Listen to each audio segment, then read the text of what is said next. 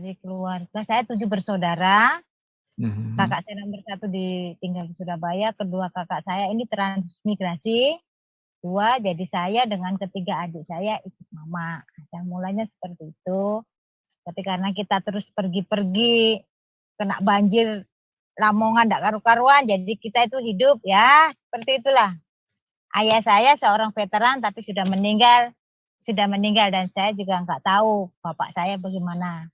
Jadi saya dengan 3 adik ikut ibu sampai ke Surabaya. Nah, sampai di sana kakak saya yang nomor 1 itu Kejawen ya, kan dari Solo. Nah, saya dari Solo dia Kejawen. Jadi tiap hari karena saya yang terbesar, saya diajar itu tadi belajar ilmu kejawen.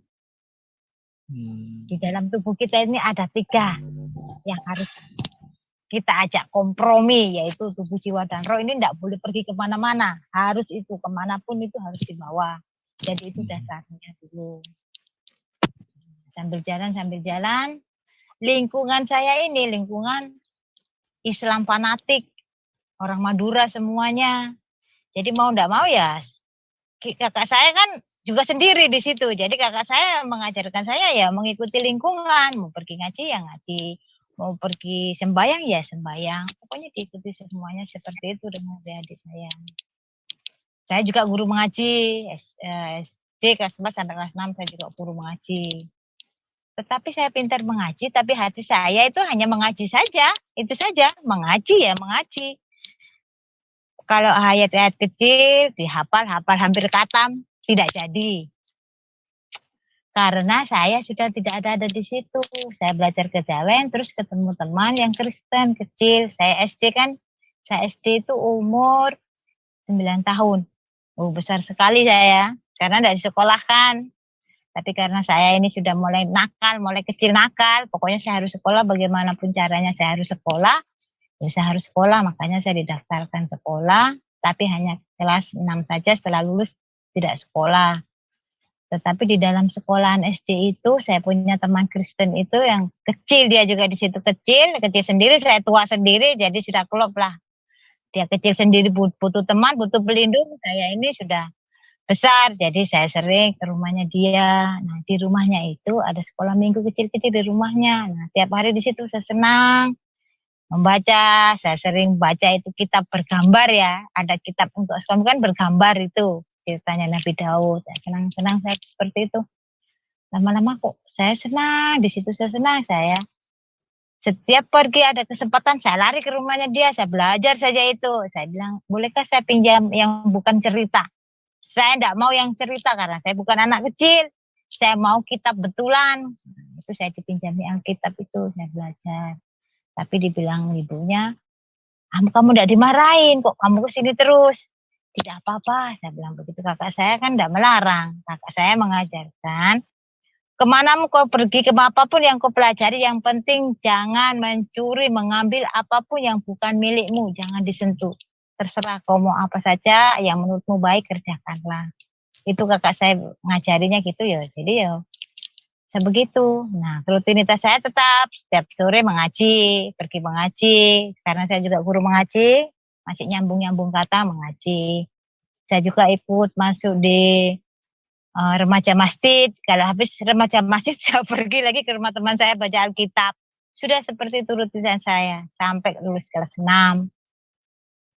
Kelas 6 mau SMP saya tidak disekolahkan. Nah, di situ di mau sekolah SMP itu awal daripada saya belajar Kristen atau tidak. Nah, SMP ini kakak saya yang transmigrasi pulang mengambil ibu dengan 3 adik saya, semuanya diambil ikut transmigrasi.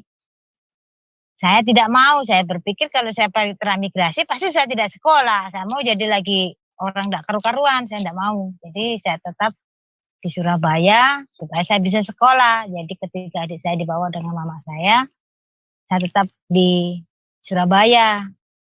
Terus kakak saya nomor 1 itu yang saya ikuti, kamu mau sekolah bagaimana biayanya? Saya bilang biar nih, saya enggak usah ikut di sini. Saya yang penting sekolah, saya ikut orang mau. Nah, disitulah saya ikut orang. Dan yang saya ikuti lagi ini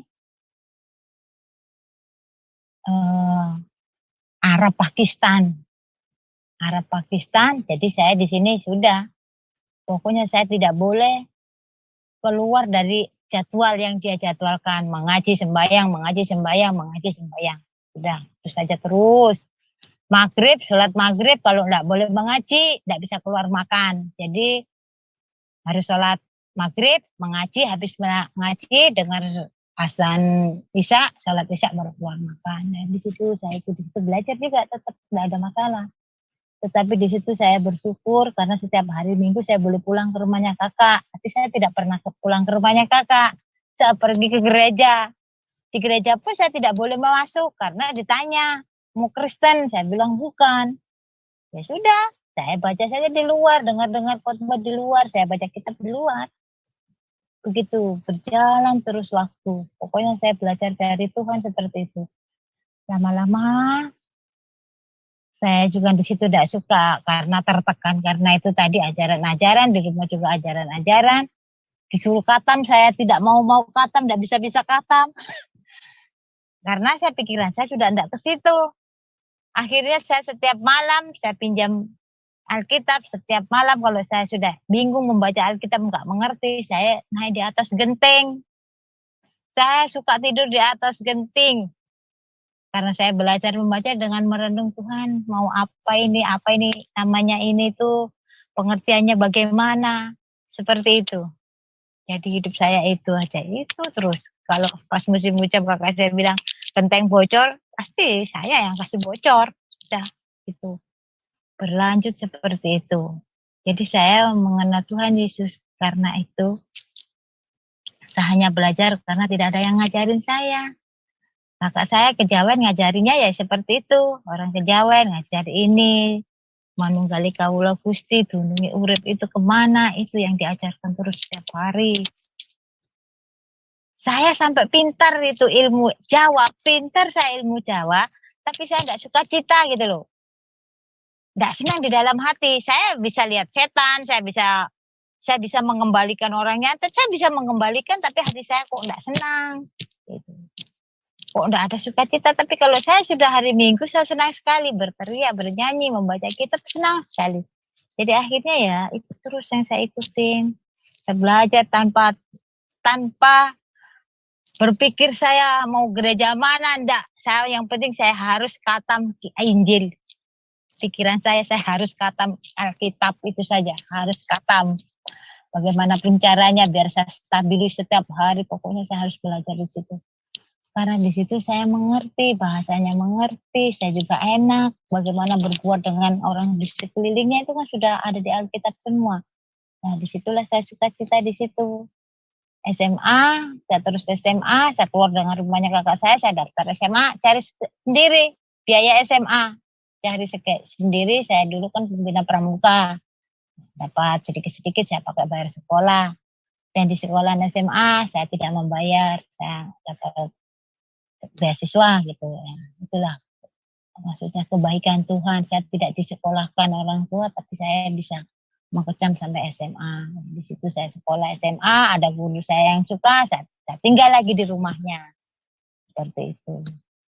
Terus begitu, tapi ini Alkitab tidak pernah saya tinggalkan. Yang penting saya senang saja. Sampai saya itu dianggap di situ orang enggak punya utek katanya. Kenapa? Selalunya bergembira kayak orang gila katanya. Tapi ya saya senang saja. Orang enggak perlu tahu saya susah.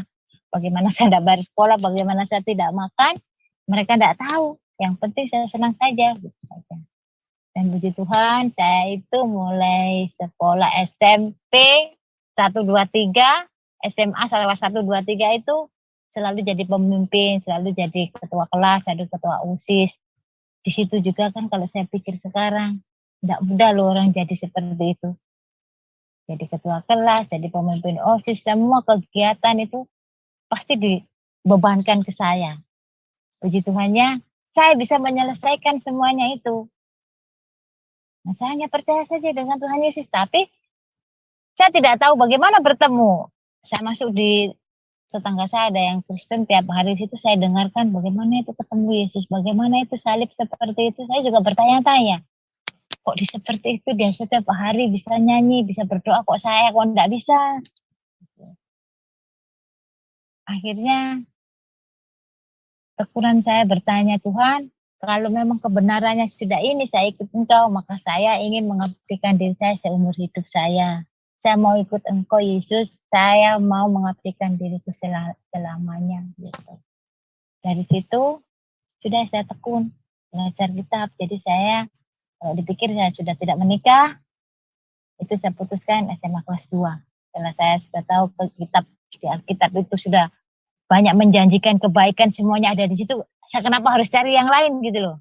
Jadi ya sudah, kebenarannya sudah saya baca semuanya di situ ya. Saya tinggal belajar.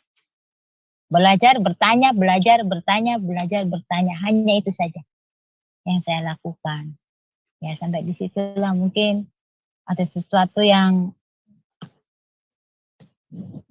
di hati. Ya, bentar. Dari situ saya hanya berdoa dengan keadaan saya yang tidak punya siapa-siapa. Maaf Bu Marni, iya.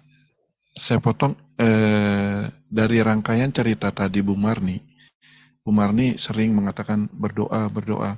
Boleh tahu nggak berdoanya itu sudah secara Kristen atau Ibu masih melakukan dengan yang lama? Saya sudah sejak saya percaya itu saya sudah tidak melakukan itu. Tapi waktu saya SMP itu saya melakukan karena kan di rumahnya ibu guru saya yang Arab Pakistan kan harus pakai mukena. Ya tetap kita menggunakan pakai mukena. Oh, oke, ya. Tetap mengaji tetap harus didengar. Kalau tidak didengar saya tidak dikasih makan. Tetap. Tetapi hari Minggu kan saya dikasih waktu pulang, maksudnya berkunjung ke kakak. Di situ saya pergi ke gereja. Tapi tidak masuk juga, Pak. Bagaimana tidak dibilang orang Kristen? Saya bilang, ya tidak. Begitu memang. Wong kan belum dimateraikan, belum dibaptis. Waktu itu pikiran saya tidak boleh masuk gereja. Belum dimateraikan, belum dikristik. Saya baca di situ kan, untuk menjadi anak-anak Allah atau menjadi anak kan harus dimateraikan. Nah, itu namanya baptis. Saya kan tidak ada baptis. Di mana saya mau baptis? Ya, waktu itu kan tidak ada tahu siapa-siapa. Saya hanya membaca saja. Jadi saya tidak berani masuk di gereja pada waktu itu. Ya di luar saja mendengarkan ceramah ya di luar gedung, di luar pagar itu saja. Tuh, sama itu. Nah, waktu ikut SMP dengan SMA tetap saya juga melakukan sholat, tetap ngaji tetap. Karena yang saya ikuti mereka kan orang Islam semua, orang Muslim. Itu kan saya bilang belajar secara otodidak tersembunyi ya situ. Mungkin ada kesalahan ya. Mungkin menyangkal, saya tidak menyangkal, enggak. Cuma karena keadaan saya seperti itu. Tidak punya siapa-siapa, mau tanya siapa.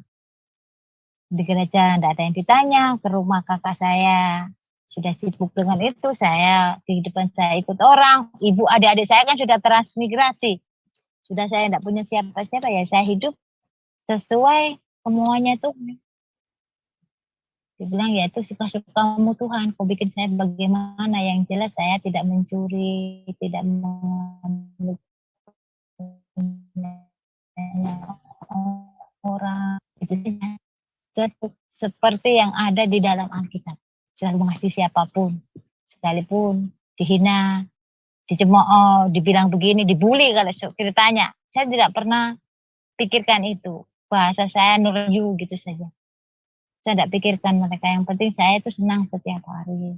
Saya bisa berdoa, saya bisa membaca setiap hari.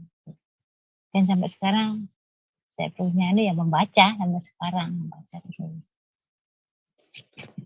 itu kehidupan saya. Baik. Nah, Bu Marni saya boleh bertanya, kan Ibu tinggal sama tadi yang orang Pakistan itu ya. Lalu ya, di satu sisi Ibu menceritakan ke gereja. Nah, ya, dalam waktu itu apakah ada misalnya pertanyaan dari orang yang memberikan rumahnya ke Ibu gitu, misalnya, Bu Marni kemana aja sih? Kok di waktu-waktu ini tiap minggu kamu nggak ada gini? Ada pertanyaan-pertanyaan seperti itu nggak terhadap Bu Marni? Tidak, karena kan dia cuma bilang, dia bilangnya gini, setiap hari Minggu kan saya di rumahnya, hari Minggu kan saya boleh pulang ke kakak, gitu loh ceritanya. boleh libur di rumahnya. Kan saya ikut dia ya, namanya ikut sekolah bagaimana ya, ya sudah ikutlah. Ikut ya membantu segala semua. Kalau hari Minggu saya boleh pulang nengok kakak di rumah gitu setiap hari Minggu. Nah, diambil Nah, kesempatannya di situ. Ya, di situ. Saya ambil kesempatan di situ. Nah, bagaimana dengan keluarga Bu Marni? Kadang-kadang ya saya nggak sampai. Keluarga saya dengan kakak saya yang tahu. Kakak saya yang laki-laki tahu. Kakak saya laki-laki tahu saya suka gini, kamu kemana saja kalau ke namanya kan Bu Erna ya yang itu, dan saya belajar di sana, kamu gimana, apa-apa enggak dimarahin, enggak, saya selalu bilang baik-baik saja, sekalipun ya dimarahin, namanya ikut ya dimarahin, salah ya dimarahin, namanya saya kan, saya di situ yang paling tersiksa itu kalau disuruh mengaji harus disuruh khatam, itu saya tersiksa sekali ikut di situ. Karena saya sudah tidak ada hati untuk belajar di situ, sudah tidak hata. Saya sudah tidak ingin khatam, sudah tidak. Sekalipun saya pintar mengaji, tapi saya sudah tidak mau, saya tidak mau dalam hati. Saya ngajinya itu saja. Kadang-kadang ditanya, kenapa aku ngaji surat itu saja, tidak pindah-pindah gitu. Ditanya, bisa itu, saya bilang gitu.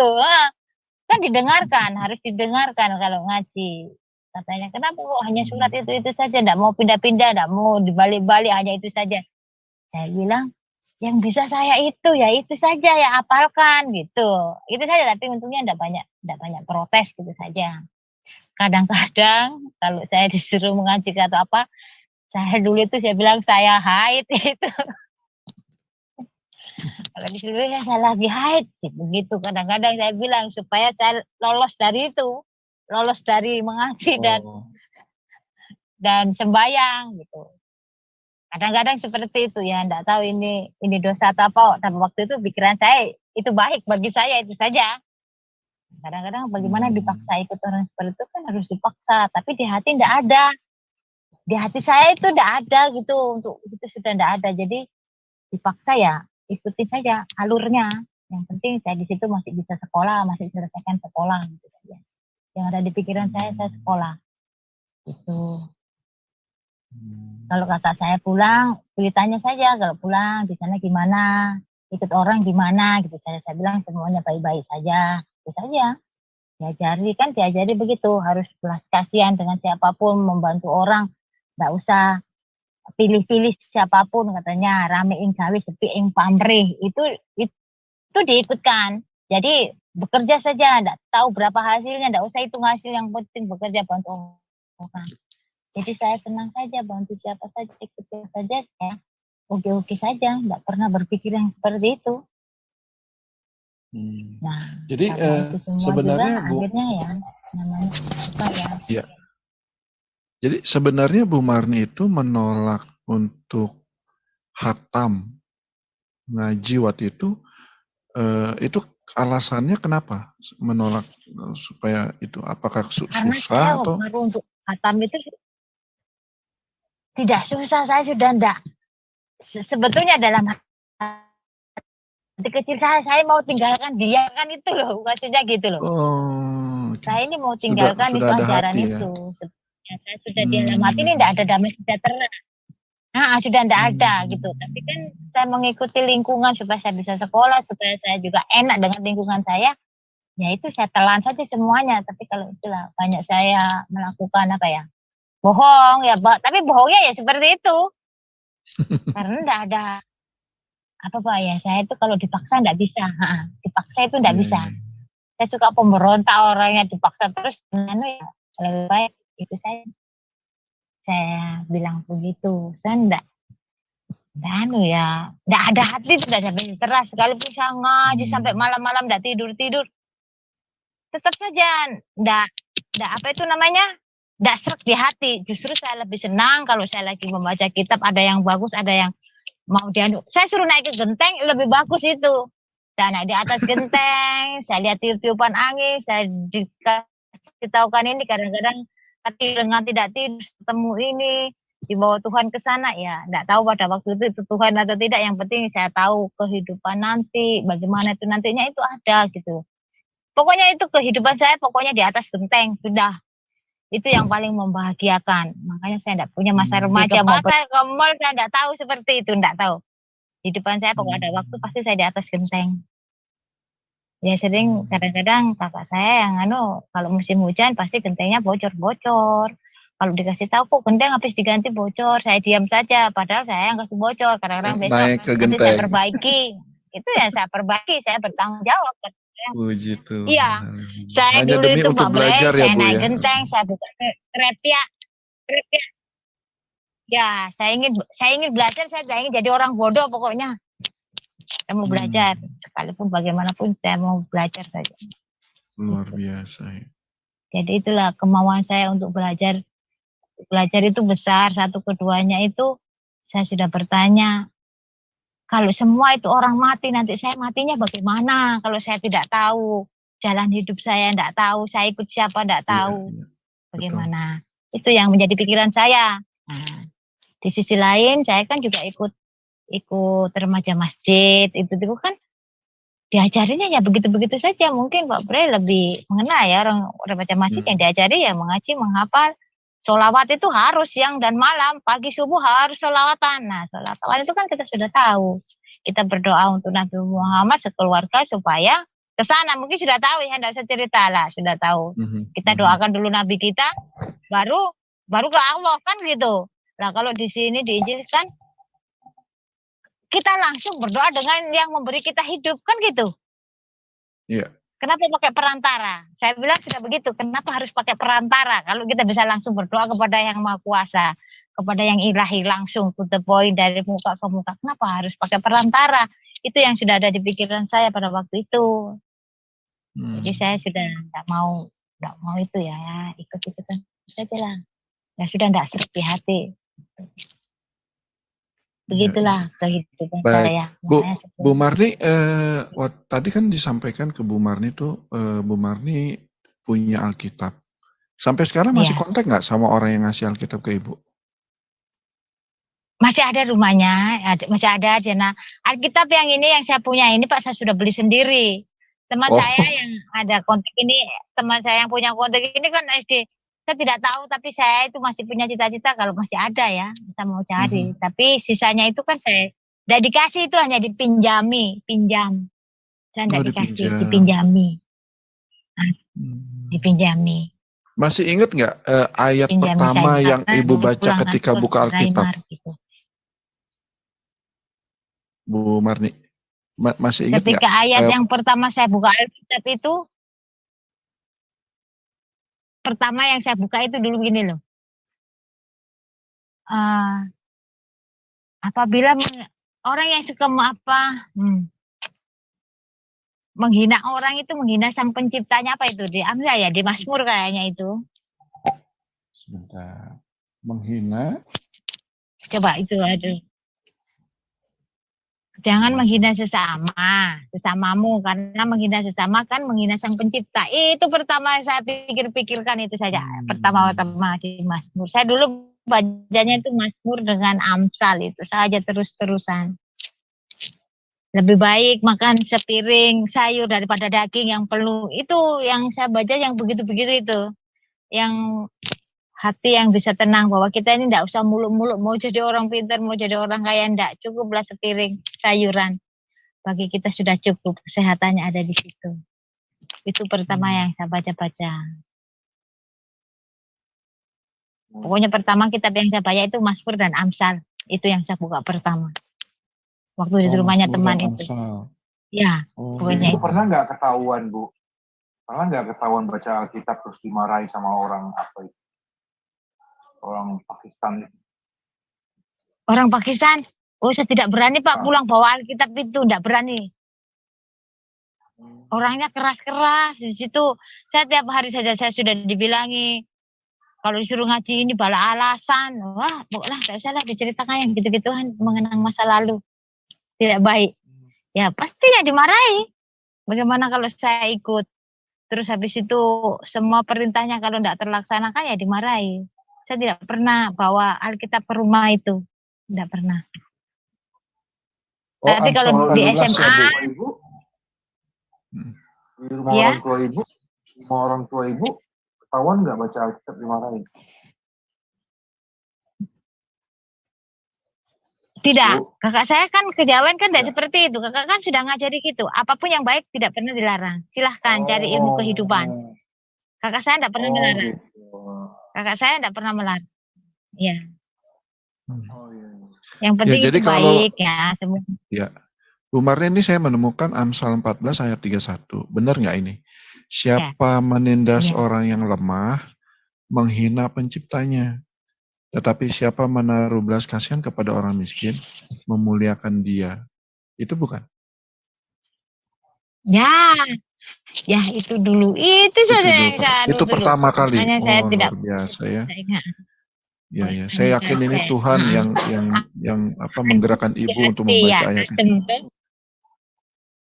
Ya, adem sekali di hati. Bagaimana kalau kita mau hidup dengan sesama, kalau kita mau gitu kodok-kodokan dan segala macam.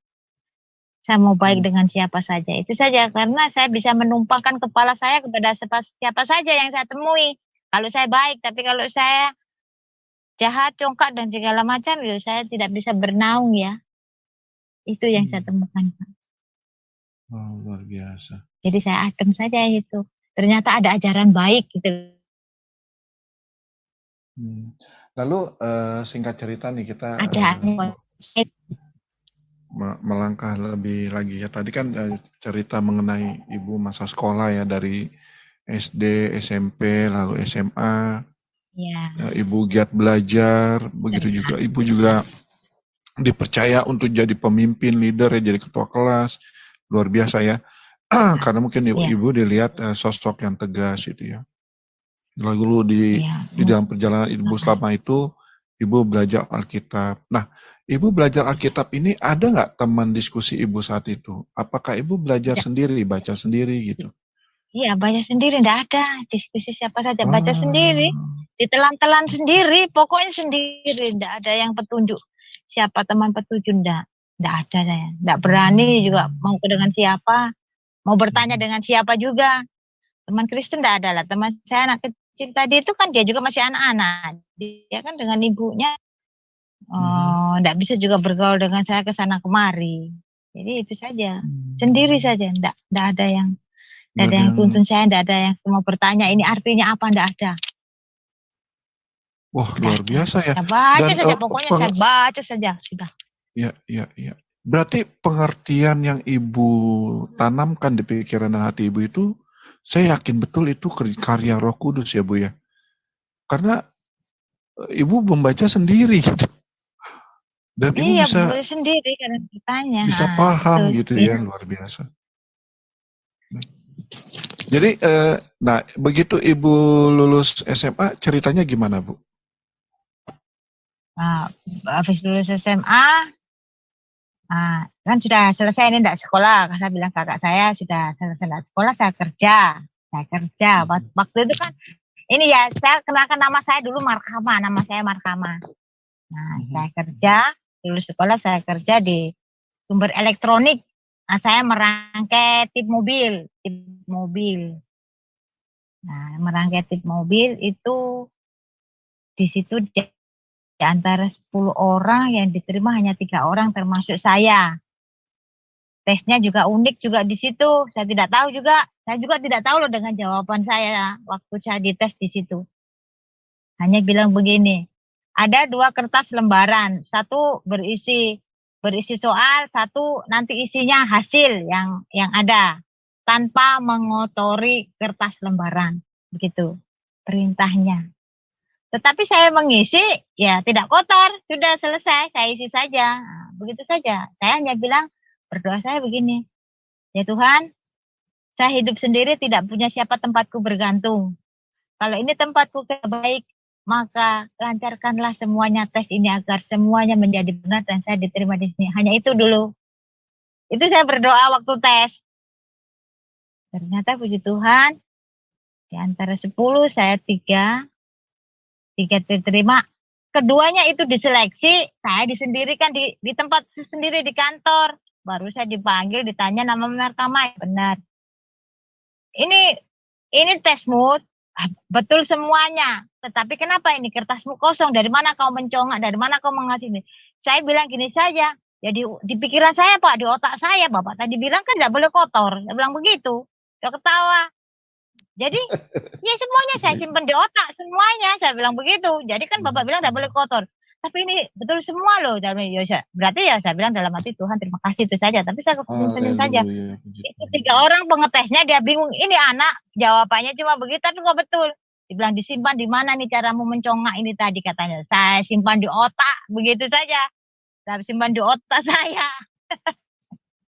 Dia ketawa. Habis itu ya Kak. Masanya katanya training 3 bulan. Tetapi saya hanya 1 minggu di situ training, saya langsung diangkat jadi staf QC in proses. Aku nggak pulang, cari mamamu dong.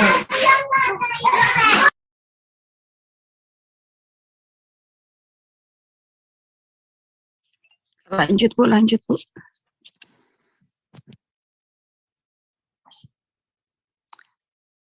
Lanjut Bu Bray.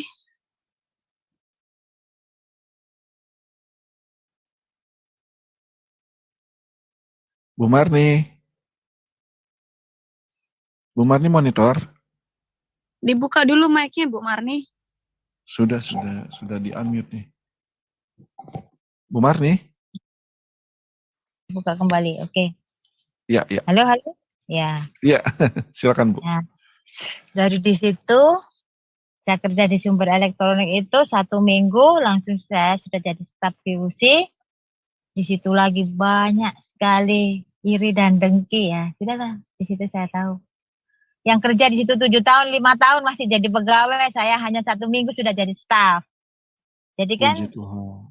jadi kan, ya sudahlah, begitulah pekerjaan Pak. Saya bersyukur dengan Tuhan, tetap saya bersyukur karena Pak, Tuhan tidak pernah mempersulit kehidupan saya. Sekalipun saya tanpa saudara, ibu saya jauh, adik-adik saya jauh, kakak saya juga jauh, Tuhan tidak pernah mempersulit kehidupan saya. Saya kerja apa saja saya diterima. Gitu. Nah, dari uang itu saya kirim ke adik saya yang 3 itu, yang di transmigrasi katanya di sini tidak sekolah, tidak ada yang sekolah ketiga-tiganya. Aduh Tuhan, saya menangis saja. Jadi semua gaji saya masuk ke sini. Itu pertama saya kerja lulus SMA. Tapi saya pikir-pikir daripada saya juga mau sekolah kuliah, saya pintar sendiri, adik saya bodoh, saya tidak jadi kuliah. Hasil uang itu saya pergi merantau juga. Pergi. Akhirnya saya tinggalkan kota Surabaya. Saya merantau. Begitu Pak. Tapi tetap saya tidak pernah lepaskan ini kebenaran saya bahwa saya sudah benar memilih bahwa Tuhan Yesus adalah Sang Juru Selamat di dalam hati. Karena dibilang roh yang ada di dalam tubuh saya ini kan rohnya juga dia, bagian kecil dari roh Tuhan. Jadi apapun yang saya derita, pasti Tuhan juga merasakan apa yang saya derita. Begitu saya cara hidup. Enggak pusing mikirkan apa-apa enggak. Itu saya hidup. Di dalam hatiku ada Tuhan. Sudah, itu saja. Jadi saya merantau dari situ, tahun 2000 itu saya sudah tinggalkan Surabaya. Saya merantau. Ke Palembang, ke Ambon, kemana-mana lah. Saya merantau itu. Jadi sampai pekerjaan itu Ibu tekuni sampai saat ini atau sekarang Ibu sudah nggak kerja lagi atau gimana? Pekerjaan itu saya tekuni, saya kan 3 tahun setengah di situ di pekerjaan situ. Setelah itu saya sudah tinggalkan. Saya tinggalkan, saya pergi cari orang tua saya dengan adik-adik saya.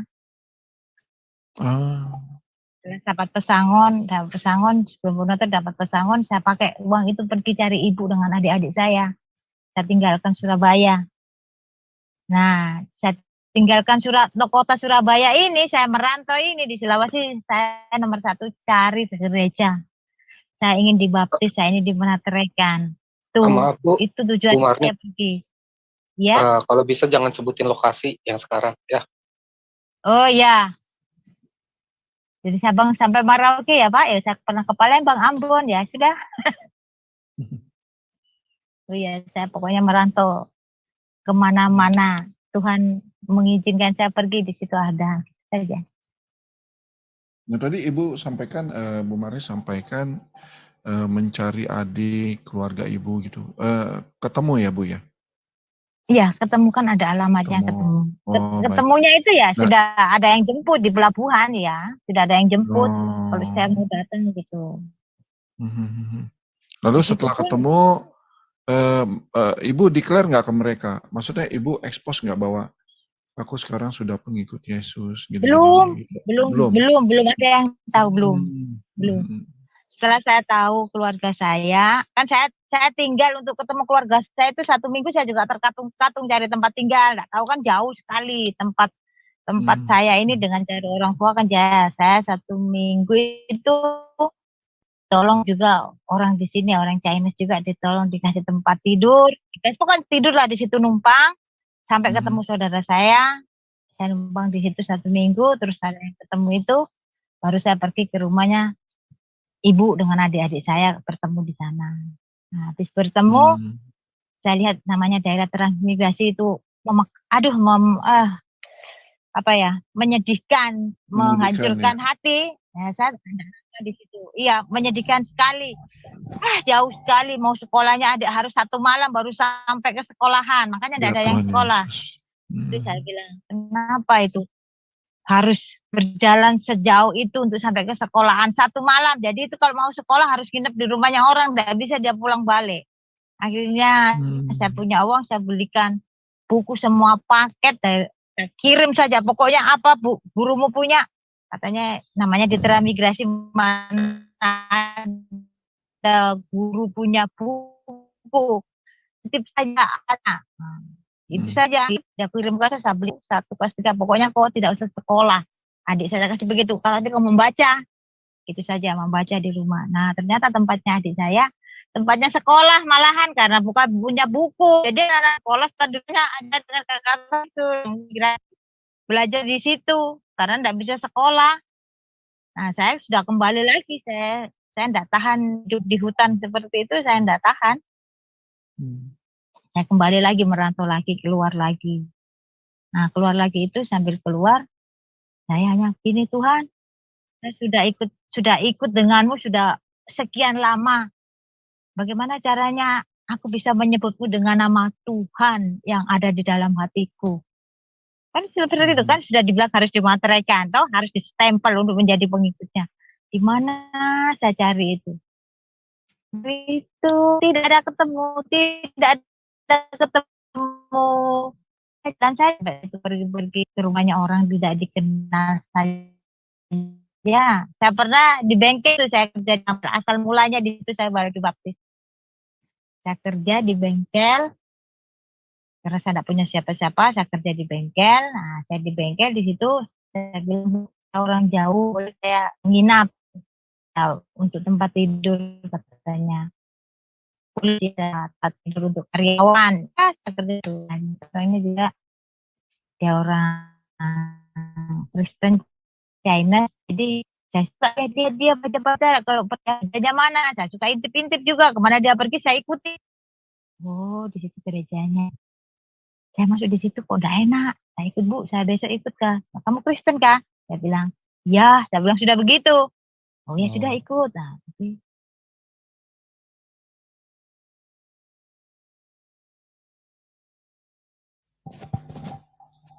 Ya, Bu Marni. Sinyalnya putus kayaknya. Aduh, sinyalnya ya. Bu Marni monitor. Oke, baik teman-teman. Kelihatannya Bu Marni lagi ada problem sinyal. Jadi buat teman-teman yang mau ikut bertanya, seperti di awal tadi saya sampaikan, boleh di raise hand. ya. Nanti supaya kita teratur ya, raise hand. Nanti saya kasih kesempatan untuk bertanya. Nah, supaya kita nggak komunikasinya biar lancar ya, lalu lintas komunikasinya biar lancar. Kenapa Bu Marni? Sinyalnya terputus atau gimana? Bu Marni? Iya terputus, tiba-tiba muter saja ini, connecting. Gitu, ya, Reconnecting, oh ya. Iya, terputus. Ibu ini Ya. lagi situasinya lagi berubah daerah ya, karena naik kendaraan ya? Iya, Sekarang ini? kalau iya berubah daerah. Oh, bukan di tempat yang tadi Bu Marni? Yang kita sebelumnya telepon-teleponan itu? Bukan. Bukan, udah pindah Iya. tempat. Belum, udah kan. Oh, tempat soalnya yang kalau yang ya, sebelumnya di tuh Bu luar. Marni Ya. bersih banget suaranya. Kalau yang sebelumnya bersih banget suaranya Bu Marni. Ini di luar ya, Bu? Ya, di luar. Oh, Nah, ini baik. duduk-duduk di luar ini. Baik. Ya tadi Ibu suaranya sempat robot, terus hilang, Iya. terus balik lagi gitu, nggak sinyalnya naik turun. Iya. Baik, dilanjut Bu hilang. Marni. Hilang. Silakan dilanjut ya. Tadi kan Ibu Nah, ngikutin di situ bos Ibu ya, yang di bengkel, yang orang Chinese ke gereja gitu ya. begitu. Terus, Gereja itu, ya, gereja, gerejanya dia Petra. Ayo masuk di sini ya. Saya ikut 2 kali saya ikut dia. Tetapi kok tidak enak juga. Dia juga tidak mengajari saya, ndak ikut ya ikut saja begitu. Tuh, ndak ngajar saya. Bagaimana? Nah, saya diam-diam saja. Nah, mungkin saya pegawai mungkin ya. Mungkin saya pegawai atau bawahan bagaimana nggak enak. Oh ya, ndak ada rasa persatuan. Saya kan berpikir bahwa saya itu harus menyayangi siapa saja. Kalau ndak kenal, mengenalkan diri atau menawarkan jasa bagaimana. Oh tidak ya, sudah. Di situ saya kerja di situ 2-3 bulan. Saya ketemu teman lagi. Saya langsung tanya, dia memang Kristen memang, dia bilang gini, di manakah tempatnya tempatnya orang mau baptis. Kenapa kamu mau dibaptis? Ya pokoknya ayo saya dibaptis hari ini. Dia bilang hari ini, iya kamu jangan ngawur. Pokoknya di mana pendetamu, saya bilang begitu. Jauh, dia bilang begitu. Ada di GBI, jauh lagi dari tempat situ. Kita naik motor, pokoknya saya yang bawa motor, dia yang kasih tunjuk jalan saja. Di sana pokoknya saya memaksa itu teman saya mau beli baptis. Ya, sampai di sana, dia bilang, namanya Pak Immanuel, enggak tahu sekarang bagaimana ya. Saya bilang, permisi, dia ngomong-ngomong, terus saya bilang, mau beli baptis? Iya. Ada saudara? Tidak ada. Sendirian? Iya. Sudah percaya? Yakin? Saya bilang begitu saja, kayak orang mau ditanya apa, yakin 100%? Iya. Percaya Yesus? Iya. Saya bilang, dia Yesus itu selamat, dia yang ada di dalam itu. Pokoknya saya ditanya, oh ya langsung sudah. Istrinya suruh siapkan air. Nah sudah, saya dicemplungkan di kolam kayaknya. Sudah, setelah itu saya bilang terima kasih saja. Terima kasih saja. Setelah itu, sepertinya dunia ini bening. Tidak ada. Pokoknya bening semuanya, bening. Haleluya. Pokoknya ibaratnya itu, awan itu sudah putih, tidak ada mendungnya, hitam-hitam itu tidak ada. Pokoknya bening semuanya. Senang gitu saja. Oh, ini berarti ya. Jadi orang Kristen itu begini. Begitu saya baru, padahal sudah baca Alkitab lama ya. Tapi saya habis dibaptis saya merasakan, oh jadi orang Kristen itu begini ternyata. Ternyata begini, dunia ini ternyata enak. Bening semuanya. Gitu loh. Pokoknya bening ya. Bagaimana Kak mengutarakan bening? Awan putih yang bening itu loh. Yang bercahaya begitu. Jadi situ sudah. Saya lebih berani dengan siapa saja sudah. Saya di sana-sana di dalam hati sudah begini, aku anak raja, begitu di dalam hatiku terus. Haleluya. Aku anak raja, gitu saja. Jadi dari situ saya sudah berani, saya bilang, Mar kamu ini kalau disuruh sembahyang itu di sini juga waktu saya merantau kan disiapin mukena dia, Mar sembahyang sana kalau sholat di sini. Saya bilang, ya gitu saja. Saya bilang, kenapa kau tidak sholat? Saya bilang begini.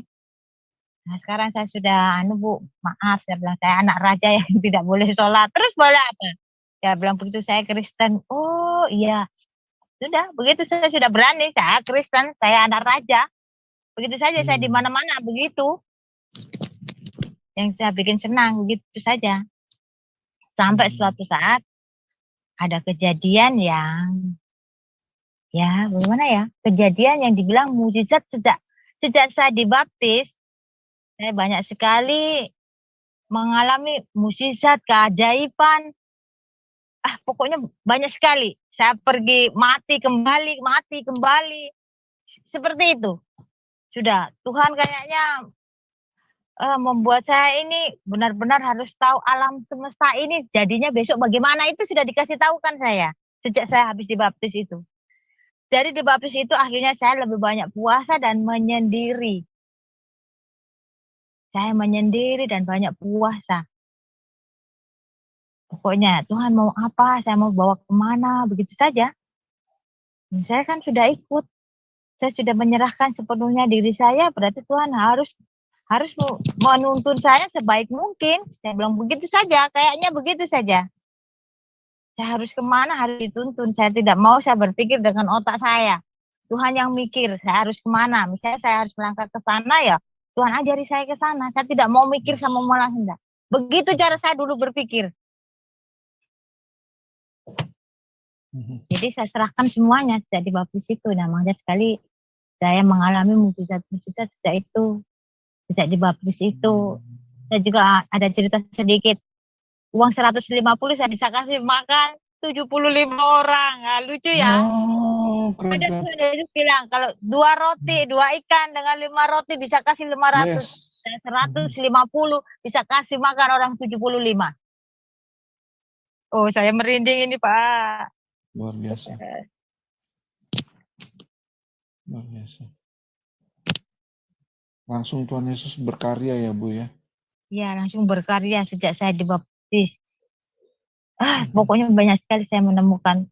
Saya juga bergaul di tempat saya ini kan saya ikut orang haji.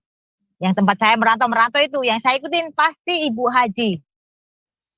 Tidak ada orang yang saya ikuti sama-sama Kristen sama-sama enggak ada. Pasti orang-orang dari orang-orang Muslim yang taat-taat begitu yang saya ikuti.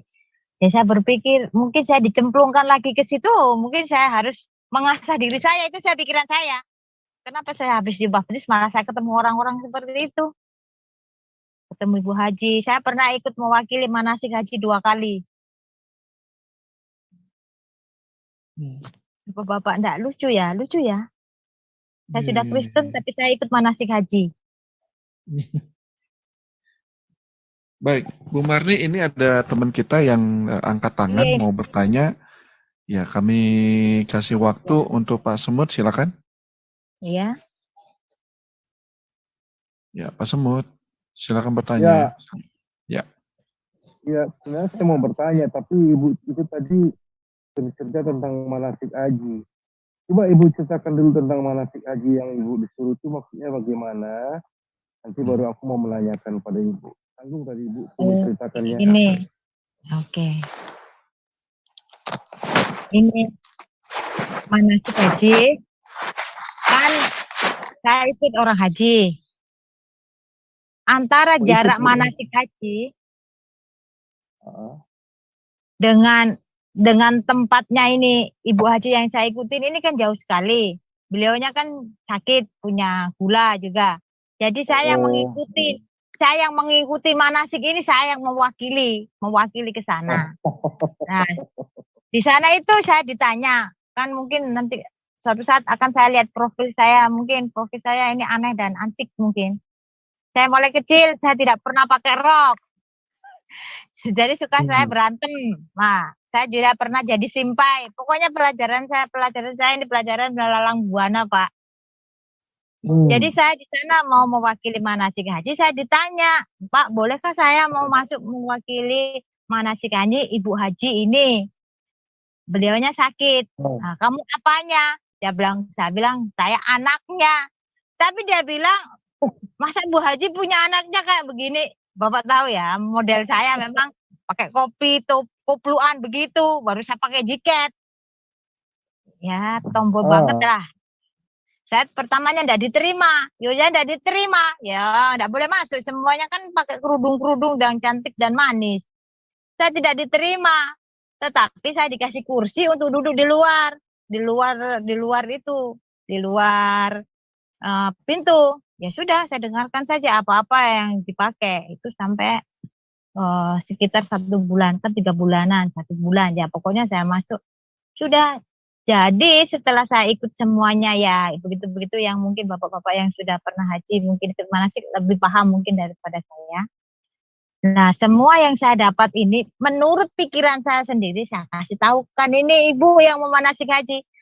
Nanti di sana tawaf itu begini, ini begini, ini begini. Saya bilang begitu, enggak usah dihafal pakai bahasa Indonesia. Saya bilang begitu. Saya tidak mau kan dikasih kertas lembaran untuk menghafal itu. Lah baik ini. Pokoknya disuruh menghafal lah itu. Saya bilang dengan ibu ini, Jangan menggunakan bahasa yang tidak mengerti. Saya bilang begitu dengan ibu ini yang mau naik haji. Bahasanya kan Tuhan itu mengerti semua bahasa. Semua bahasa dia mengerti. Jadi ibu nanti bahasa Indonesia saja. Tawaf itu artinya ini, berarti doanya ini bahasa Indonesia. Saya bilang begitu. Mau lempar jumroh, maksudnya ini bahasa Indonesia. Tidak usah bahasa Arab. Saya begitu. Jadi semuanya tak suruh bahasa Indonesia. Tidak usah bahasa yang dikasih lembaran. Terus dia bertanya begini, sudah aturannya dari sana begitu, masa mau pakai aturan sendiri? Dia bilang begitu. Ya, saya tanya, saya kembalikan sama beliaunya. Ibu di sana mau haji, mau cari keselamatan, apa mau cari hafalan? Kalau hafalan ya silakan ini dihafalkan sampai botak. Saya bilang begitu saja, saya kasar juga orangnya. Hafalkan saja sampai botak. Saya bilang begitu, kalau enggak mau ya sudah, kalau saya begitu. Karena saya ikut manasik haji, kan saya sudah tidak mau lagi itu menghafal, membaca itu, saya sudah tidak mau. Jadi saya kasih ini kertas-kertasnya semuanya ini saya begitu. Tapi puji Tuhan, nah itu dia pergi haji itu, dia jadi pergi. Nah ini yang saya sambung lagi dengan tadi itu saya dapat mujizat tadi yang uang 150 makan 75 orang, ya di situ itu. Dia pergi kan setiap hari Kamis malam Jumat kan ada doa, harus kirim doa sampai beliaunya datang kembali. Nah karena di situ itu, ini keluarga yang di sinilah saya jadi manusia benar, Pak. Saya jadi manusia benar di sini. Saya di sini tidak dipanggil nama saya, tapi saya dipanggil anjing. Saya dipanggil orang Kristen penjilat. Saya dipanggil pokoknya sembarang saya di situ. Situ. Sinilah mulai Tuhan bekerja untuk saya. Saya bilang, Tuhan, kalau hatiku sakit, Engkau juga merasakan. Kalau aku dihina, Engkau juga merasakan. Jadi tolong kuatkan saja. Selama masih belum selesai pekerjaanku di sini, maka bantu saya untuk tetap ada di sini. Itu setiap hari, setiap malam, hanya itu yang saya teriakkan setiap malam. Jadi bagaimana lagi Pak? Saya tidak punya guru. Saya tidak punya guru untuk bertanya, saya tidak punya siapa untuk bertanya. Saya bertanya langsung saja kepada Sang Wajib Pencipta. Yang membuat saya hidup, yang membuat saya seperti ini. Sudah. Jadi Pak Sumut itulah saya bilang manasik haji itu. Yang kedua, kakak saya sendiri haji, tidak bisa datang. Jadi saya mulai pertama sampai awal, sampai selesai saya manasik haji. Sama, kakak saya juga saya ajar seperti itu. Jangan menghafal ini yang ada di kertas.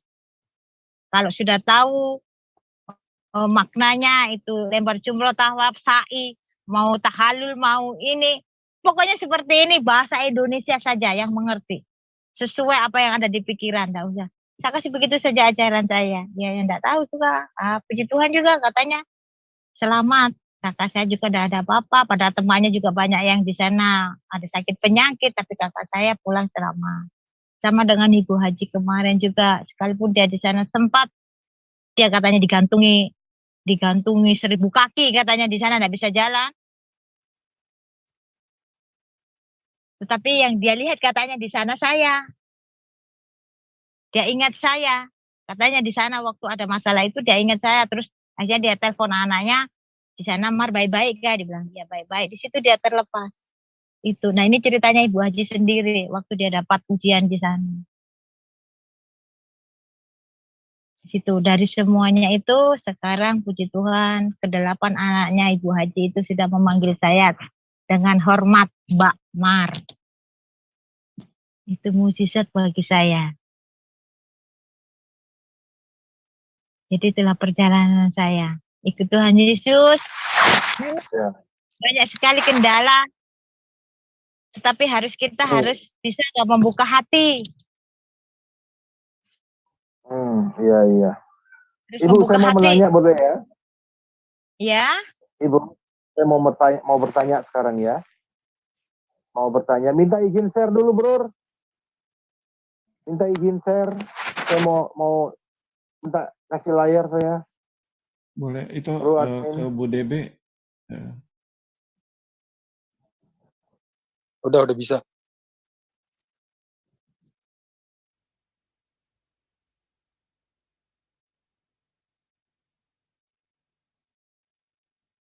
Bisa dicoba, Pak? Oke, sudah. Ibu bisa lihat di layar ini ya, Bu ya. Ibu lihat di layar nggak? Ya. Itu kisah tentang Iya, ya, tiga lihat, Pak. Allah. Ya, kita baca ya.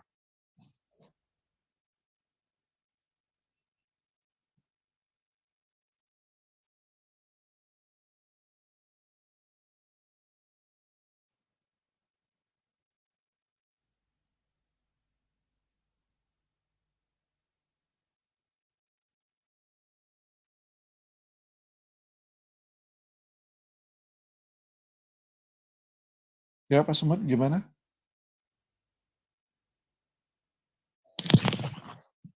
Halo, Bro? Iya, lanjut. Ya. Ya, Apabila halo. umat Ya, ya. lanjut. Apabila umat Ya. jatuh ke dalam perbuatan yang salah atau jahat, maka ayahnya segera datang. Ini ayah Allahnya segera datang untuk menolongnya agar umatnya kembali kepada perbuatan. Jadi Allah pertama itu, huruf besar itu Ibu lihat, dia memerintahkan umatnya untuk melakukan yang baik atau yang benar, dan jangan melakukan yang jahat atau yang salah, gitu ya. Nah, ini ada Allah yang kedua. Allah yang kedua tidak bisa membedakan mana yang baik atau benar dan mana yang jahat atau salah. Dia hanya mengajarkan umatnya untuk meniru perbuatannya. Umatnya tidak tahu apakah perbuatannya itu baik, benar, atau jahat, atau salah. Sebab si Allah tidak pernah menjelaskan mana perbedaan yang baik dan mana yang jahat. Dan yang boleh, dan yang mana yang boleh maupun yang mana tidak boleh dilakukan. Maka umatnya hanya meniru perbuatan Allah sebaik mungkin. Entah itu baik atau entah itu jahat. Umatnya nggak tahu membedakan. Nah, ini ada Allah yang ketiga. Allah yang ketiga memiliki pengetahuan tentang yang baik dan pengetahuan yang jahat. Sama seperti Allah yang pertama. Bedanya, si Allah ini menyuruh anaknya melakukan perbuatan yang baik dan juga menyuruh perbuatan yang jahat. Dua-duanya diperintahkan untuk dilakukan umatnya. Dalam pelaksanaannya, si Allah ini mendorong umatnya agar lebih menyukai dan melakukan perbuatan yang jahat. Supaya ketika umatnya ada dalam kesulitan akibat perbuatan jahatnya, maka umatnya akan mencari Allah untuk minta tolong dan pengampunan. Maka si Allah akan menolongnya dan si Allah senang umatnya mencari si Allah untuk minta tolong dan pengampunan padanya dengan cara membiarkan umatnya berbuat dosa. Nah, dari yang Ibu jalani itu, Allah yang mana yang ideal buat Ibu? Apakah ini ayat yang pertama, Ibu lihat huruf besarnya, Allah memerintahkan umatnya untuk melakukan yang baik dan memerintahkan untuk jangan melakukan yang jahat. Atau Allah yang kedua, umatnya hanya meniru perintah Allahnya saja, tapi mereka nggak tahu apa itu baik dan apa itu jahat. Umatnya tidak bisa membedakan. Atau Allah yang ketiga, si Allah yang ketiga ini menyuruh umatnya melakukan perbuatan yang baik dan juga menyuruh perbuatan yang jahat. Yang mana yang Allah ideal buat Ibu?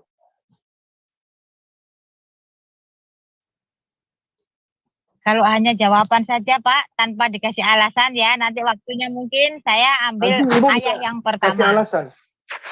Oh, Ibu pilih Allah Ya, yang nanti kalau pertama. alasannya nanti saya kasih, ya. Ya, Ya, nanti Ibu berikan alasannya ya. Kenapa saya Ibu milih ambil. Allah yang pertama ya? Ya, nanti Ya, alasannya itu ada. Ya, Oke. betul. Itu aja pertanyaan saya, Bu. Ya, nanti Ibu kasih. Silakan lanjut, teman-teman. Baik. Pak Jordan, Ya, silakan oke. Pak Jordan. Pak Jordan tadi sempat angkat tangan tuh ya. Pak Jordan masih mau bertanya atau udah jadi? Udah jadi ya? Oh masih. Oke, silakan Pak Jordan. Oke, terima kasih. Tapi pertanyaan saya Pak, beri banyak ini. Oh, berapa banyak Pak? Soalnya waktu kita Waduh. terbatas nih. Bapak-bapak tolong pertanyaannya sesuai kesaksian ya. Jangan sampai di luar kesaksian. Ya, itu. Ini Bu, tapi ini ada awal, pertengahan, dan akhir. Saya tidak tahu saya diberi waktu, namun saya ingin melihat dari keberadaan Ibu. Yang pertama, Ibu mengalami baptisan, kemudian mengalami karunia-karunia yang luar biasa ya. Tapi sebelum Ibu dibaptis, saya soalnya sorry ya karena saya baru masuk agak terlambat tadi, tapi saya ingin mendengar, boleh ya bisa mungkin kalau sudah sempat diomongin, bisa diulangi kembali alasan Ibu, kenapa Ibu langsung sepertinya mendekat, artinya ingin ke Kristen, pindah ke Kristen. Itu apa sih yang menyebabkan itu? Yang mau menyebabkan saya di Kristen, satu Pak, ada ajaran yang saya ikuti sama bahwa tubuh, jiwa, dan roh itu yang tidak bisa dipisahkan, satu kesatuan. Sama dulu saya diajar, aku ini tidak akan bisa hidup, tidak akan bisa berpikir kalau tidak ada roh di dalam tubuhku. Dan aku akan disebut bangkai kalau aku punya wujud, aku punya pikiran, tapi aku tidak punya nyawa. Tuh, itu Pak yang menyamakan kenapa saya mengejar jadi Kristen, kan ada samanya. Ada persamaan saya pelajari waktu kecil dengan ada di ajarannya Yesus, ada seperti itu. Itu yang membuat saya terus. Ini apakah ini Ibu dapat dari mana sehingga dapat membedakan dari agama lama Ibu kemudian dengan agama Kristen sekarang ini, Bu? Maksudnya membedakan apanya, Pak? Saya kan dari Kejawen, Pak. Dari Kejawen. Saya punya dari Kejawen. Kan Ibu punya agama lama. Kenapa sih tertarik dengan kekristenan itu? Itu dapat informasi kekristen ini dari mana, Bu? Ini. Ya. Saya tidak dapat informasi dari mana saja, Pak. Tidak. Yang saya lihat bahwa di dunia ini hidup ini kan harus bersama-sama. Kalau saya waktu itu ikut kakak saya ke Jawa kan hanya minoritas kecil sekali, bahkan tidak diakui oleh negara mungkin, orang kepercayaan. Jadi tidak punya lingkup saya untuk berkembang. Sedangkan Kristen ini kan sudah diakui. Jadi saya bisa berkembang, saya bisa berinteraksi dengan siapa saja.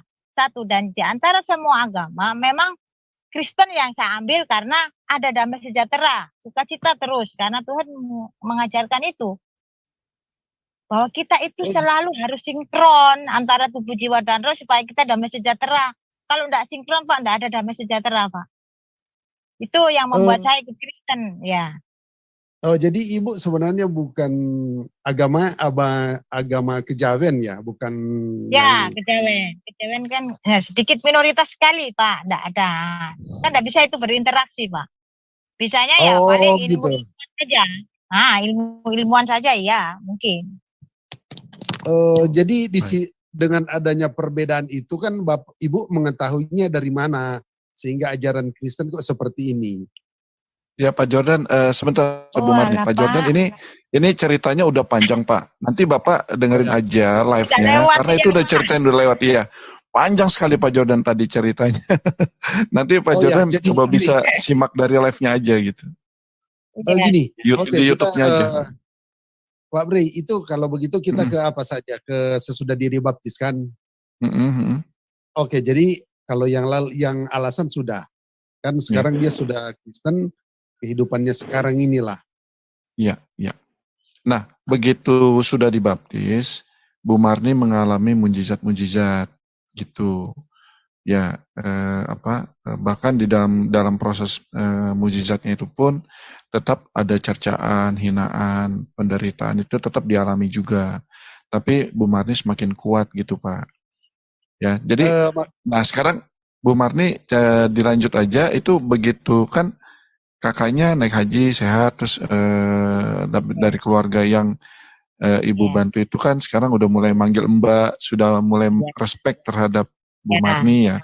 Nah, selanjutnya gimana Bu? Ya, kakak saya pada waktu itu kan gimana ya, kakak saya tahu saya tapi dia tenang-tenang saja. Kakak saya itu tidak mengurus saya. tidak pernah bilang kamu Kristen atau tidak pernah bilang. Dia juga tidak pernah bertanya di rumah saya, tidak pernah bertanya seperti itu. Jadi ya aman-aman saja, gitu saja. Nah kalau dari haji ini yang saya ikuti juga, dia pernah lihat saya setiap hari Minggu pergi ke gereja. Nah, ada saat dulu di sini ada gereja Betani, saya suka masuk gereja Betani. Di situ masuk gereja Betani, dia bilang begini. Saya tanya dengan ibu ini, kenapa ini anak-anaknya tidak ada punya sopan santun, apa enggak sekolah? Dia bilang, semuanya sekolah, sarjana semuanya. Ke-8 anaknya laki semua itu, anak tirinya itu sekolah semua, sarjana semua. Ada yang jadi desa, pokoknya segala-segala. Tapi tidak pernah punya sopan, kenapa panggil saya seperti itu? Itu satu yang saya tanyakan dengan Ibu Haji itu. Keduanya, kalau beliaunya masih ingin saya bantu di tempat itu, tolong itu anak-anaknya diajar baik, kalau tidak saya akan keluar dari tempat ini. Sudah selesai, saya tinggal di situ. Saya bilang begitu sama ibu itu. Tapi dengan kejadian-kejadian yang seperti itu, dia bilang, untuk sementara kamu tidak usah pergi di gereja. Dia bilang begitu. Tidak usah ibadah, tidak usah pergi di gereja. Nah, terus sudah saja atau kamu mengaji, saya bilang begitu. Ya sudah, kalau masalah mengaji, tidak masalah, saya masih bisa. Saya bilang begitu. Jadi sementara ya di rumah-rumah saja. Kalau saya mau pergi ibadah itu yang cari saya doa malam atau doa yang subuh pagi. Saya tetap mengajari seperti itu. Saya ingin bertoleransi juga dengan mereka. Jadi saya hari Minggu tidak pernah beribadah. Saya hanya cari ibadah malam. Kalau ibadah malam, kalau enggak saya ibadah yang subuh-subuh itu lari-lari. Sebelum saya lari saya berdoa dulu padahal gitu. Untuk supaya mereka dengan keluarganya bisa damai, bisa tenang dengan saya, enggak temat. Soalnya gini, itu yang dihujat saya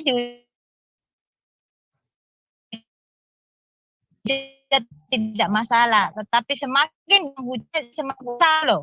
Karena tidak ada damai sejahtera. Setelah dia lihat saya, marah. Setiap lihat saya, dia tendang dos. Setiap lihat saya, dia buang apa-apa. Itu kan tidak nyaman dilihat. Jadi saya ingin supaya mereka berhenti dengan dirinya. Itu. Jadi saya tidak pergi ibadah. Saya tinggal di rumah, bekerja-kerja saja. Supaya dia tidak melakukan dosa sendiri. Lama-lama di Tuhan. Karena lakukan saja apa bagian saya. Nah, bagian yang lain adalah yang selesaikan. Begitu saya cara berpikir panjang supaya saya juga tidak bingung. Saya juga tidak setengah mati mikir dunia ini. Bagaimana orang jahat semua kalau saya bilang begitu. Orang ini loh jahat semua, tidak ada yang baik. Saya juga masuk gereja saja pertama juga saya tidak dilihat orang. Saya kayak setan, celuman-celumun selamat katanya orang Jawa. Celuman-celumun selamat datang berapa sudah tidak ada motor, tidak ada. Katanya orang Jawa gitu ya, celuman-celumun selamat begitu. Itulah yang saya lakukan selama kehidupan. Dan saya pernah bertemu saya cerita ini saya bertemu Yesus pas saya habis selesai puasa 40 hari. Ya sudah dalam keadaan sudah gonjang-ganjing, dihina orang sana sini. Saya bertanya dengan Tuhan, saya bilang Tuhan, apakah perkara yang dicari di bumi ini, di dunia ini apa sebetulnya? Kalau saya kan bilang, kalau orang Jawa kan bilang 5.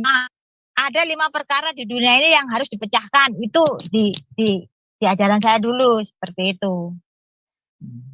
Tetapi dalam keadaan itu antara saya tidur dengan tidak, Alkitab masih ada di dada saya. Nah itulah muncul, itulah saya melihat penampakan Tuhan Yesus. Tapi saya tidak lihat juga wajahnya, hanya dilihat saja itu tadi, putih-putih saja bercahaya. Tetapi saya lihat tangan. Saya lihat tangan, kedua tangan. Nah kedua tangan muncul, saya bilang begini, saya tetap mendekat. Saya bilang Tuhan, apakah 5 perkara yang harus saya selesaikan di dunia ini? Itu pertanyaan saya.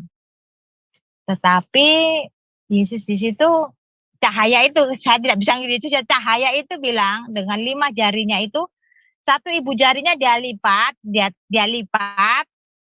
ibu jarinya kan 5 ya 1 ibu jarinya itu dia lipat, dia bilang nih yang 1 ini sudah ada di dalam tubuhmu tinggal 4 perkara ini dia yang ada di bumi yang harus diselesaikan semua umat manusia. Nah itu, sudah itu. Setelahnya itu, sudah cahaya itu pecah, hilang semua jadi keemasan, hilang. Setelah itu saya bangun, ya saya masih duduk, Alkitab masih ada di dada saya. Seperti itu yang saya pertama dari situ. Nah itu banyak cerita saya loh Pak Angel, banyak, ini panjang. Saya mati dikembalikan 3 kali kayaknya. Sudah pakai baju putih, sudah saya melewati 3 pos. 3 tempat maksudnya. Ke sana, kamu ke sana, kamu ke sana, namamu udah ada di sini, namamu di sana. Setelah nama terakhir, namamu udah ada di sini. Berarti kamu pulang, belum waktunya. Itu dikembalikan. Makanya saya bilang kayaknya orang mati seperti itu. Kalau belum waktunya balik terus. Sama dengan kita Pak, berbuat. Kalau kita belum benar berbuat, maka disuruh Tuhan berbuat sampai benar. Salah yo, enggak apa-apa, salah ulangi lagi sampai benar.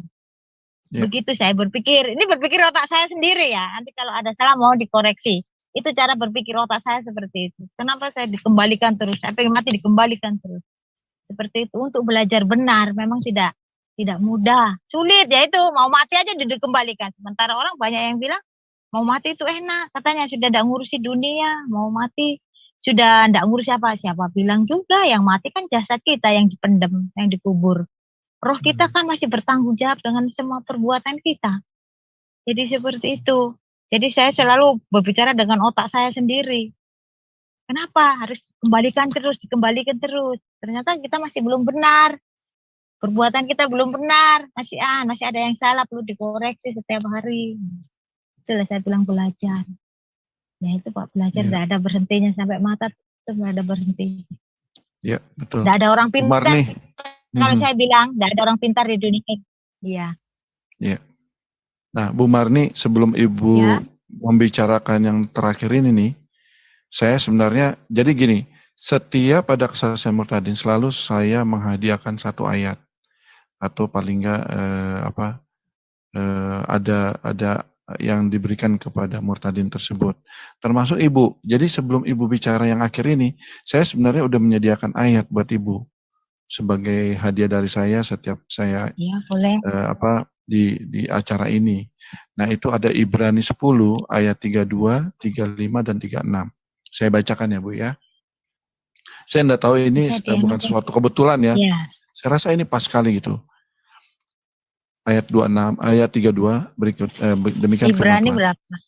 Ibrani 10 ayat 10. Ya. Ayat 32, 35 dan 36. 10.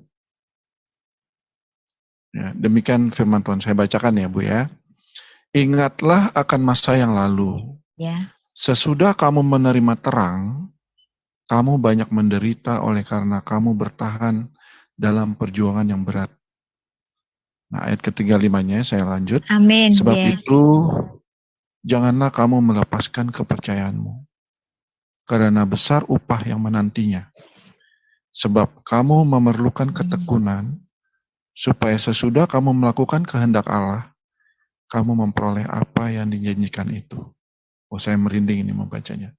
Jadi, teman-teman setia WFM dimanapun kalian berada, mari kita dukung pelayanan dari Ibu Marni, karena saat ini Ibu Marni diam di satu tempat di perkampungan jauh di sana, yang setiap kali dia melayani selalu harus keluar kota, dan itu membutuhkan waktu yang lama, ya 4-6 jam. Ya, bagi kalian yang mau terbeban untuk mensupport pelayanan Bu Marni, bisa kirim ke akun BRI dengan nomor 0427 01 007 601 532 atas nama Maimunah.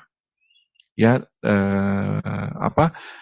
dengan jumlah uangnya itu dengan angka yang unik ya, misalnya mau nyumbang 100.000, 100 001, lalu keterangannya Murtadin IM itu Ibu Marni, atau kalau misalnya Murtadin Ibu Marni juga boleh ya. Lalu di BCA, di akun BCA di 5940 676659 atas nama Setiawati. Nah, nanti semua pemberian saudara untuk Ibu Marni akan kami serahkan ke Bu Marni semuanya. Tidak ada yang di-keep oleh kami ya dari WAFM. Atau kalian yang punya akun OVO, ya akun OVO itu boleh di 0896 5231 4639. Demikian saya sampaikan. Mari kita sama-sama mendukung pelayanannya Ibu Marni supaya di dalam kehidupan Bu Marni bisa menjadi terang dan kemuliaan bagi Tuhan Yesus Kristus. Baik, karena waktu sudah mepet sekali dengan acara berikutnya, maka kesaksian Murtadin malam ini kita akan akhiri ya, Bu Marni ya. Nanti kalau misalnya masih banyak lagi boleh dibikin part 2 lah. Biar semuanya terbuka ya kesaksian itu. Oke. Untuk closing statement atau penutup, Bu Marni ada yang disampaikan, lalu nanti langsung ditutup dalam doa ya Bu Marni, silakan.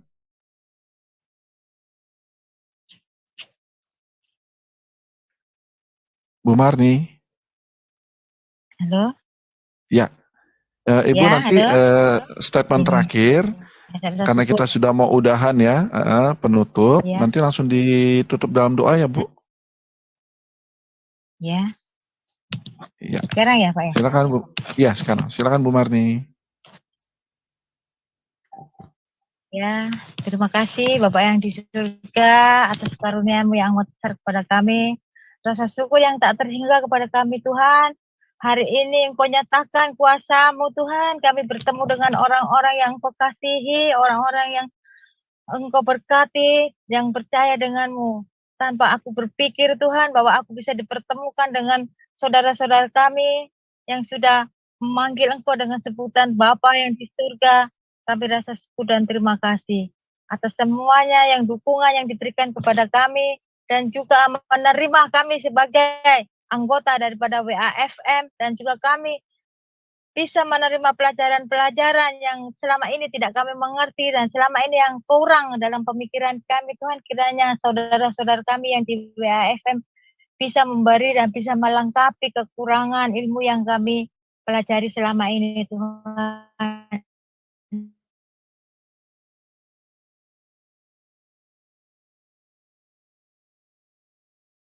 Di dalam nama syukur dan taruh di dalam pikiran kami. Di dalam Yesus kami mengucap syukur malam ini yang sudah diberikan kepada kami, entah itu support apapun dan sudah memberi kami tempat untuk bisa bersaksi, maka kami ucapkan terima kasih. Amin untuk semuanya. Haleluya. Amin. Terima kasih Bu Marni. Kami kembalikan kepada Bu Debe. Silakan Bu Debe. Terima kasih Bu Marni, Tuhan berkati. Bentar ya saya endkan live-nya dulu.